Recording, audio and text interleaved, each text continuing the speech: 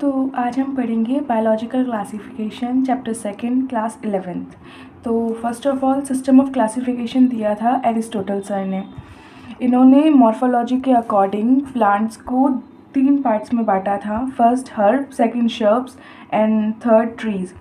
और एनाटॉमी के according 2 parts में बांटा था, जिसमें रेड ब्लड होता है उसको इनाइमा नाम दिया और जिसमें रेड ब्लड नहीं होता है उसको एनाइमा नाम दिया। किसी चीज़ को बाहर से देखा जाए तो वो मॉर्फोलॉजी कहलाता है और उसी को अंदर से फाड़ के देखा जाए वो एनाटॉमी कहलाता है। पर इनकी ये क्लासिफिकेशन बिल्कुल बेकार थी। जितने भी इनके पास साइंटिस्ट आए इन्होंने इन्हें गलत प्रूफ किया है। इसके बाद 2 kingdom classification Carolus Linnaeus sir आए, उन्होंने प्लांटेई और एनिमेलिया में ऑर्गेनिज्म को बांटा, वो भी on the basis of cell wall और सेल वॉल एब्सेंट होने के बेसिस पे। इसके बाद 3 किंगडम क्लासिफिकेशन आता है अर्नेस्ट हैकल सर का, तो वो प्लांट को यूनिसेलुलर ऑर्गेनिज्म में और मल्टी सेलुलर ऑर्गेनिज्म में बांट देते हैं। प्रोटिस्टा के अंदर सारे यूनिसेलुलर ऑर्गेनिज्म वो रखते हैं, प्लांटी और एनिमेलिया के अंदर मल्टी सेलुलर ऑर्गेनिज्म रखते हैं। और इसके बाद 4 किंगडम क्लासिफिकेशन आता है कॉपलैंड सर का, तो वो प्रोटिस्टा को भी 2 पार्ट्स में डिवाइड कर देता है, मोनेरा और प्रोटिस्टा। इसके अंदर वो प्रोकैरियोट्स और यूकैरियोट्स के बेसिस पर इनको डिवाइड करते हैं। सारे प्रोकैरियोटिक यूनिसेलुलर ऑर्गेनिज्म मोनेरा में जाते हैं और यूकैरियोटिक यूनिसेलुलर ऑर्गेनिज्म प्रोटिस्टा में जाते हैं। और प्लांटेई वो किंगडम ऐसे का ऐसा ही रखते हैं। इसके बाद जब 5 किंगडम क्लासिफिकेशन आता है RH व्हिटेकर 1969, ये आप याद रखिएगा, बहुत इंपॉर्टेंट है, ये हर बार सवाल पूछा जाता है। 5 kingdom classification was given bye RH Whittaker 1969। तो ये प्लांटी को भी 2 पार्ट में डिवाइड कर देता है on the basis of cell wall में प्रेजेंट काइटिन और सेलुलोसिक सेल वॉल, तो ये भी इनको डिवाइड कर देते हैं। इसके बाद आता है हमारा, ये ज़्यादा इम्पॉर्टेंट नहीं है बट सवाल अक्सर पूछ ले जाते हैं, 6 डोमेन किंगडम किसने दिया था। 6 किंगडम और 6 domain kingdom was given by Carl Woese. इन्होंने वही मोनेरा को 2 पार्ट्स में डिवाइड कर दिया था, आर्क बैक्टीरिया और यू बैक्टीरिया। आर्कई का मतलब होता है एंशियंट और यू का मतलब होता है ट्रू बैक्टीरिया, तो ये यहीं पे होता है। इसके बाद नेक्स्ट आता है कि उन्होंने जो 2 किंगडम क्लासिफिकेशन रिजेक्ट क्यों हुआ, जो कार्लस लिनियस सर ने मतलब 2 किंगडम क्लासिफिकेशन सिस्टम दिया था वो रिजेक्ट क्यों हो गया, बिकॉज उसके अंदर उन्होंने यूनिसेलुलर ऑर्गेनिज्म और मल्टी सेलुलर ऑर्गेनिज्म को एक साथ रख दिया था, प्रोकैरियोट्स और यूकैरियोट्स को एक साथ रख दिया था, और फोटोसिंथेटिक और नॉन फोटोसिंथेटिक दोनों को एक साथ रख दिया था, इसलिए 2 सिस्टम क्लासिफिकेशन रिजेक्ट कर दिया गया था। अब 5 किंगडम क्लासिफिकेशन जो कि RH व्हिटेकर सर ने दिया था वो मोस्टली एक्सेप्टेड है हमारे बायोलॉजी में।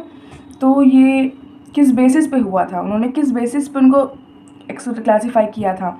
तो फर्स्ट बेसिस था phylogenetic relationship, cell structure, mode of nutrition, mode of reproduction, thallus या बॉडी स्ट्रक्चर। इसको सिंपली याद करने की एक ट्रिक है, PCM रब।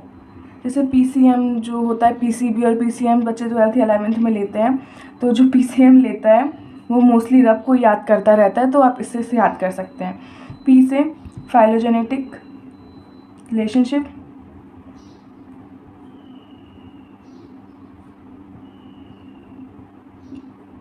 फाइलोजेनेटिक मतलब इवोल्यूशनरी रिलेशनशिप। C से सेल स्ट्रक्चर, M से मोड ऑफ न्यूट्रिशन,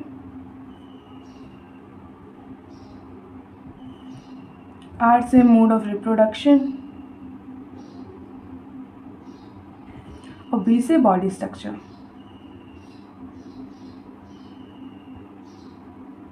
तो ये वो 5 किंगडम क्लासिफिकेशन के बेसिक पॉइंट्स थे जिसके थ्रू वो करा गया था, क्लासीफाई किया गया था ऑर्गेनिज्म को।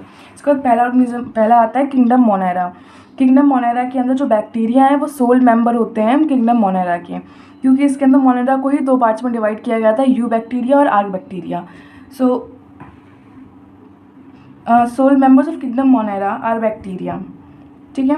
इनके अंदर बहुत ज़्यादा एक्सटेंसिव मेटाबॉलिक डाइवर्सिटी होती है।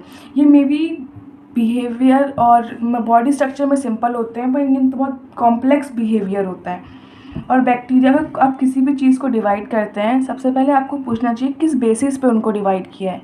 तो यहाँ पे बैक्टीरिया को 4 पार्ट्स में डिवाइड किया गया है ऑन द बेसिस ऑफ उनकी शेप के अकॉर्डिंग उनको 4 पार्ट्स में डिवाइड किया गया है। पहला कोकई और coccus, second bacillus, third spirilla, तीसरा विब्रियो कोमा शेप्ड आपको दिख रहे होंगे, तो comma shaped are called vibrio, spiral shaped are called spirilla, और bacillus shape is called bacilli, और गोल स्पेरिकल शेप्स कॉल्ड कोकेन। आप एक याद रखिएगा, जो वैसिली होती है उसके अंदर एंडोजोस्पोर होते हैं, वो उनका कैरेक्टरिस्टिक फीचर होते हैं, ये आप याद रखिएगा। अब हम लोग पढ़ेंगे आर्क बैक्टीरिया। आर्क बैक्टीरिया का क्या मतलब होता है? आर्क ही मतलब एंशियंट बैक्टीरिया, मतलब बहुत पुराने बैक्टीरिया। इनकी सेल वॉल के अंदर एक डिफरेंट टाइप का स्ट्रक्चर मिलता है, जिस वजह से ये हार्श कंडीशन में इजीली सर्वाइव कर सकते हैं। इवन इन हेलोफाइल्स, हेलोजन आपने पढ़ा होगा, सेल्ट बोलते हैं, तो हेलोफाइल्स सेल्टी एरियाज में पाए जाते हैं। थर्मो एसिडोफिल्स हॉट टेम्परेचर और एसिडिक टेम्परेचर में मिल जाते हैं। मिथेनोजेंस मार्शी एरिया में मिलते हैं, कट ऑफ र्यूमिनेंट एनिमल्स के अंदर मिलते हैं। और मिथेनोजन की वजह से ही जो गोबर गैस के अंदर से मीथेन रिलीज़ होती है, उससे बायोगैस के रूप में काम किया जाता है, यूज़ लिया जाता है। उसके बाद हमारे पास आते हैं यू बैक्टीरिया। यू मतलब ट्रू, और ट्रू बैक्टीरिया इनको बोला जाता है। इनके अंदर रिस्ट सेल वॉल होती है, अगर मोटाइल होंगे तो इनके अंदर फ्लैजिला प्रेजेंट होगी, ठीक है। फिर इनके मोड ऑफ न्यूट्रिशन की मदद से इनको 3 पार्ट्स में फिर बांटा गया यू बैक्टीरिया को 3 पार्ट्स में बांटा गया according to mode of nutrition. पहला है फोटो ऑटोट्रॉप्स, दूसरा है कैमो ऑटोट्रॉप्स, तीसरा है हिट्रो ऑटोट्रॉप्स। फोटो ऑटोट्रॉप्स में आते हैं ब्लू ग्रीन एल्गी और साइनोबैक्टीरिया। अब ब्लू ग्रीन एल्गी के अंदर जो नाम एल्गी आता है, इसका मतलब ये नहीं है कि ये एल्गी है, नहीं, ये एक बैक्टीरिया है। ब्लू ग्रीन एल्गी को ही हम लोग साइनोबैक्टीरिया बोलते हैं। इनके अंदर हायर एनिमल्स के अंदर जो प्रेजेंट होता है क्लोरोफिल ए, वो इनके अंदर भी प्रेजेंट होता है। इनमें से कुछ नाइट्रोजन भी फिक्स करते हैं, जैसे कि नॉस्टक एंड एनेबिना। ये नॉस्टक और एनेबिना फिक्स करते हैं। इनके अंदर एक हिट्रोसिस नाम की चीज़, अपना डायग्राम देख सकते हैं। ये ब्लू ग्रीन एल्गी हिट्रोसिस्ट है। सिस्ट का मतलब ही होता है कि थैला, खाली चीज़ कोई भी, इसके अंदर वो नाइट्रोजन फिक्सेशन करवाते हैं, ठीक है। इसके एग्जाम्पल हो गए नॉस्टक और एनाबिना। और blooms in polluted water bodies, ये जो ब्लूम्स बनाते हैं नॉट पॉल्यूटेड वाटर में बनाते हैं, सिंपल पानी में नहीं बनाते हैं। ये मोस्टली ब्लूम बनाएंगे पॉल्यूटेड वाटर में, साफ़ पानी में नहीं बनाएंगे, गंदे पानी में बनाएंगे, याद रखिएगा।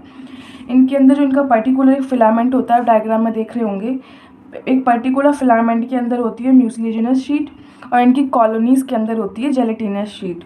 आपको इसे याद करने का बहुत सिंपल तरीका है, FM फिलामेंट के अंदर होगी म्यूसिलेजिनस शीट, और CG कॉलोनीज़ के अंदर होगी जेलेटिनस शीट, ठीक है।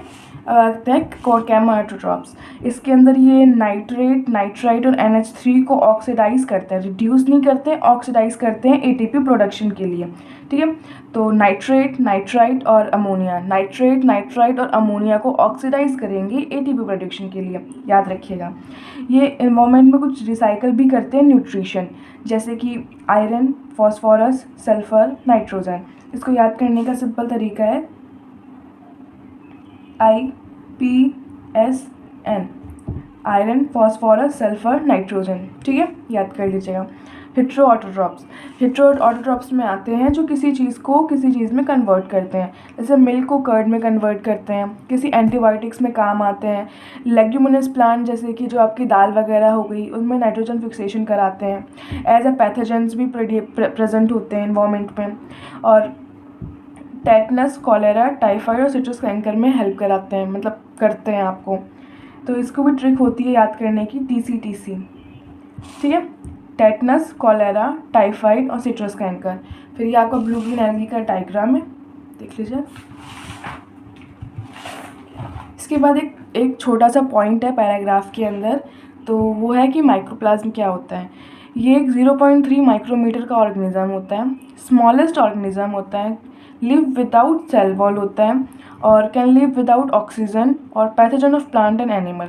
ओवरऑल ये आपको उधर टॉपिक में नहीं मिलेगा, लेकिन ये पेज नंबर 126 पे दे रखा है। सो आप याद कर लीजिए, क्योंकि एनसीईआरटी में बहुत चीज़ें इधर उधर दे रखी हैं तो उनको कन्वर्ट करके एक साथ लिखते हैं। तो माइक्रोप्लाज्म 0.3 का होता है, स्मॉलेस्ट ऑर्गेनिज्म है, इसमें सेल वॉल नहीं होती है, ऑक्सीजन के बिना रह सकता है, pathogen of plant and animal भी होता है। और हाँ, एक और चीज़, इसको जोकर ऑफ प्लांट किंगडम भी कहते हैं। ठीक है। तो बैक्टीरिया में रिप्रोडक्शन किस टाइप से होता है? बैक्टीरिया में रिप्रोडक्शन 3 टाइप से होता है, फेवरेबल कंडीशन, अनफेवरेबल कंडीशन और सेक्सुअल कंडीशन। फेवरेबल कंडीशन में होता है नॉर्मली फ्यूज़न हो जाएगा, ठीक है। अनफेवरेबल कंडीशन में वो स्पोर बनाता है। और सेक्सुअल रिप्रोडक्शन बहुत सिंपल सा सेक्सुअल रिप्रोडक्शन होता है। इसके अंदर 2 बैक्टीरिया साथ में आते हैं और जो इनका डीएनए होता है वो ट्रांसफ़र हो जाता है। तो बस इतना सिंपल सा ही सेक्सुअल रिप्रोडक्शन होता है। अब आप बोलेंगे स्पोर क्या होता है? स्पोर एक यूनिसेलुलर चीज़ है जिसके अंदर सेल वॉल प्रेजेंट होती है, जो कि रेजिस्टेंट होती है और वो बच्चा देने की कैपेबिलिटी रखती है, ठीक है। अगर कोई ये उसकी कैरेक्टरिस्टिक फीचर्स है स्पोर के, अगर इन दोनों में से एक भी कैरेक्टरिस्टिक नहीं हुई तो वो स्पोर नहीं कहलाएगा। तो नेक्स्ट आता है हमारा protista. Protista all single celled eukaryotes होते हैं। जैसे हमने पढ़ा था ऊपर कि प्रोटिस्टा को 2 पार्ट्स में बांटा था, मोनेरा और प्रोटिस्टा, ठीक है। तो मोनेरा पूरे थे, सिंगल सेल थे, और मोनेरा हो गए हमारे प्रोकैरियोट्स, प्रोटिस्टा हो गए हमारे यूकैरियोट्स।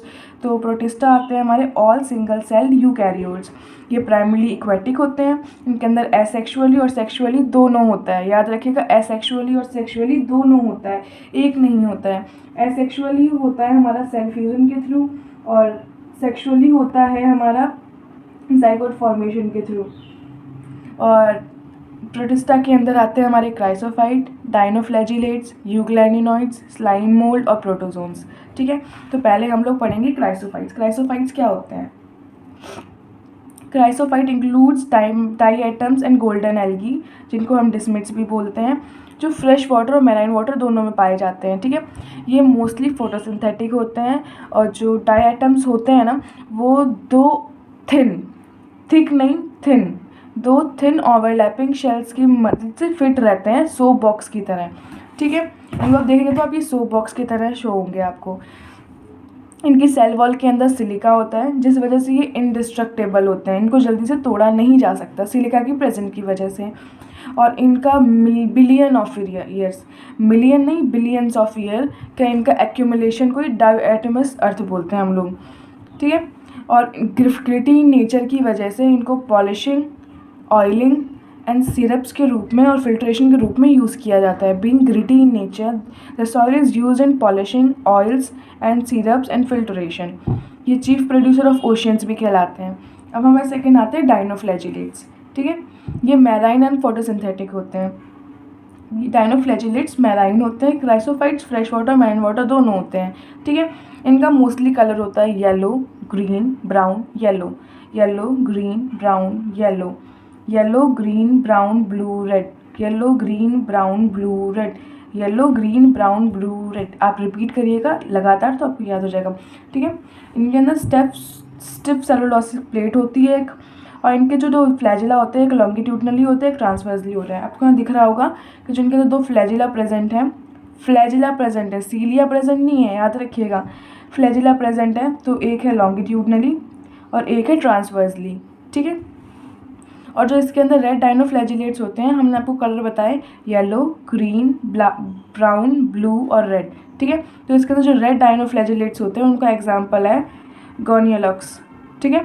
ये रेड टाइड कराते हैं, मतलब इनका एक रैपिड मल्टीप्लिकेशन हो जाता है, जिस वजह से जो सी होता है वो अब में रेड शो होने लग जाता है, और ये एक टॉक्सिन रिलीज़ करते हैं जिस वजह से बाकी जो मैराइन ऑर्गेनिज्म लाइक फिशेस वो मर जाती हैं, ठीक है। तो आप इसको सिंपली ऐसे याद रख सकते हो, जो डॉन है वो छोटे एरिया में तो रहेगा नहीं, उसे चाहिए समुद्र जितना बड़ा, तो डॉन रहेगा मैराइन वाटर में, ठीक है। और बाकी उसे कब्जा चाहिए होगा लोगों पे, और तो वो टॉक्सिन रिलीज़ करके बाकी मैराइन ऑर्गेनिज्म को मार देगा। तो इसी से आप ये याद रखिएगा, ठीक है। और इसका एग्जाम्पल होता है गोनियोलॉक्स। सेकेंड हमारे पास आता है, थर्ड आता है हमारे पास यूग्लैनॉइड्स। ये एक फ्रेश वाटर ऑर्गेनिज्म होता है और ये स्टैग्नेंट वाटर में मिलता है, ठीक है। जो क्राइसोफाइट्स होते हैं वो पैसिवली फ्लोटिंग वाटर में मिलते हैं और ये स्टैग्नेंट वाटर में मिलते हैं। स्टैग्नेंट मतलब रुका हुआ पानी, मतलब जो बिल्कुल स्थिर है, रुक रहा है, चल नहीं रहा है, तो ये स्टैग्नेंट वाटर में मिलते हैं। इनके अंदर एक सेल वॉल की जगह एक प्रोटीन रिच लेयर पाई जाती है, इनको पेलाइकल बोलते हैं, जो कि इनकी बॉडी को फ्लेक्सिबल बनाने में मदद करती है। इनके अंदर 2 फ्लैजिला होते हैं, एक शॉर्ट वन और एक लॉन्ग वन। जैसे कि अभी आपने डायनोफ्लैजिलेट्स में पढ़ा, उसमें एक लॉन्गिट्यूडनली था और एक ट्रांसवर्सली था, पर इसके अंदर ऐसा नहीं होता। इसके अंदर एक शॉर्ट वन होता है और एक लॉन्ग वन होता है। ये मिक्सोट्रॉपिक न्यूट्रिशन शुरू करते हैं। अगर क्वेश्चन पूछा जाए कि कौन सा है जो मिक्सोट्रॉपिक न्यूट्रिशन शो करता है, तो वो होगा यूग्लनॉइड, क्योंकि ये फोटोसिंथेसिस के प्रेजेंट में ये फोटोसिंथेसिस करते हैं in the presence of sunlight, और हेटरोट्रॉपिक बन जाते हैं अगर वो सनलाइट नहीं के पाते हैं। और इनके अंदर भी एक हायर एनिमल्स ऑर्गेनिज्म वाला मिलता है, क्लोरोफिल ए। और इसका एग्जाम्पल है यूग्लिना। जैसे आप देख रहे हैं, एक ये जो है ये छोटा है और एक ये बड़ा है, तो इनके 2 फ्लैजिला होते हैं, एक स्मॉल वन एक बिग वन। दिख रहा है आपको, एक स्मॉल वन और एक बिग वन, और इसका एग्जाम्पल होता है यूग्लिना। ठीक है। इसके बाद हमारे पास आता है स्लाइम मोल्ड। स्लाइम मोल्ड को सैप्रोफिटिक प्रोटिस्ट भी बोलते हैं। ये सैप्रोफिटिक प्रोटिस्ट होते हैं। इनका जो मिलना और इनका झुंड होता है उसको प्लाज्मोडियम बोलते हैं। ये वो वाला प्लाज्मोडियम नहीं है मलेरिया वाला का। प्लाज्मोडियम में मलेरिया वाला होता तो वो लैटिन लैंग्वेज में लिखा होता, अगर इटैलिक्स में लिखा होता तो अंडरलाइंड होता। ये प्लाज्मोडियम है। इनके एग्रीगेशन मतलब स्लाइम मोल्ड के ग्रुप को बोलते हैं प्लाज्मोडियम। ठीक है। और ये होते हैं on decaying twigs and leaves, मतलब सड़ी हुई लकड़ियों और पत्तियों पे पाए जाते हैं। अनफेवरेबल कंडीशन में प्लाज्मोडियम डिफरेंशिएट होते हैं, जैसे कि बहुत सारे स्लाइम मोल्ड एक साथ आके इकट्ठे हो गए। ठीक है, ये एक साथ आके स्लाइम मोल्ड इकट्ठे हो गए। अनफेवरेबल कंडीशन में ये डिफरेंशिएट होते हैं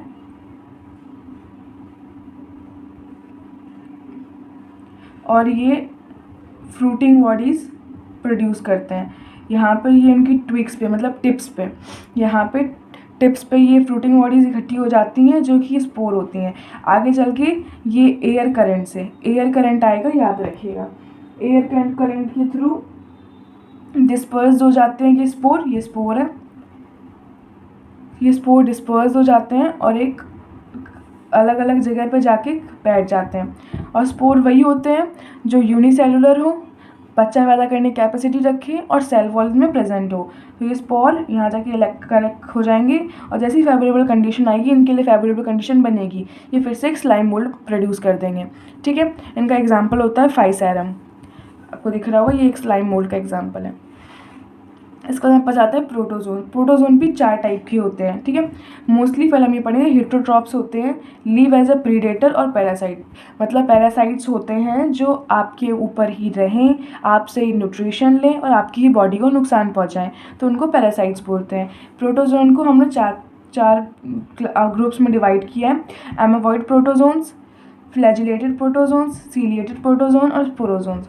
एमोबॉइड में देखिए आपको अमीबा दिख रहा होगा। ठीक है। इसका एग्जाम्पल एक अमीबा भी है। Amoeboid protozoans catch prey using pseudopodia और फॉल्स फीड। जैसे कि आपने अमीबा को देखा होगा, वो एक सूडोपोडिया अपने निकाल के जो भी होता है फूड उसके सामने, उसको अपने अंदर ले लेता है, तो ये एक सूडोपोडिया है। तो protozoa catch prey using pseudopodia और एंटामीबा एक पैरासाइट जो कि आपकी बॉडी में ही रहता है, आपकी इंटेस्टाइन के अंदर। एंटामीबा हिस्टोलिटिका आपने नाम सुना। अब अगला हमारे पास आता है फ्लैजिलेटेड प्रोटोजोआ, जिसके अंदर फ्लैजिला प्रेजेंट होती है। इसका एक एग्जाम्पल है ट्रिप्नोसोमा।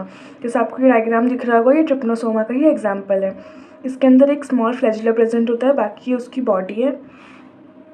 ट्रिप्नोसोमा कराने वाला एक वेक्टर होता है, मतलब जो कि ट्रांसफ़र कराता है डिजीज़ को।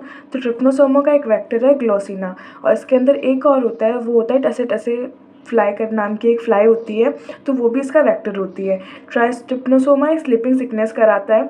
एक बार फिंगर टिप में डायग्राम देके पूछा गया है कि किसका डायग्राम और ये कौन सा डिजीज़ कराता है, दैट्स वाई ये ट्रिप्नोसोमा है और ये स्लीपिंग सिकनेस की डिजीज़ कराता है। सेकेंड आता है सीलिएटेड प्रोटोजोन्स। ये एक्वेटिक होते हैं, इनके अंदर सीलिया प्रेजेंट होती है, और एक दो सीलिया नहीं, बहुत ज़्यादा हंड्रेड्स ऑफ सीलिया इसके अंदर प्रेजेंट होती हैं, जो कि कोऑर्डिनेटेड मूवमेंट करके हेल्प करती हैं फूड को गलट के अंदर ले जाने के लिए और खाने के लिए। जब ये कोऑर्डिनेटेड मूवमेंट करती हैं तब पानी के साथ साथ फूड भी इसके करीब आता है और ये इनके अंदर चला जाता है। तो aquatic have cilia to move food into gullet and help in locomotion. इसका एग्जांपल हो गया पैरामीशियम। आप देख रहे होंगे डायग्राम भी पैरामीशियम का बना है। इसके बाद आता है Sporozoa. Have infected spore like stage in life cycle. इनके अंदर एक इन्फेक्टेड स्पोर लाइक स्टेज होती है इनके लाइफ साइकिल के अंदर। इसका एग्जांपल है प्लाज्मोडियम विच कॉज मलेरिया। ये वही वाला प्लाज्मोडियम जो कि लैटिन लैंग्वेज में लिखा जाता है, प्लाज्मोडियम विच कॉज मलेरिया। तो ये चैप्टर यहीं ख़त्म होता है। इसके बाद हम लोग पढ़ेंगे किंगडम फंजाई और वायरॉइड्स, वायरॉइन, किंगडम एनिमेलिया, किंगडम प्लांटेई। तो कोई दिक्कत हो तो कमेंट करिएगा। Thank you and have a nice day.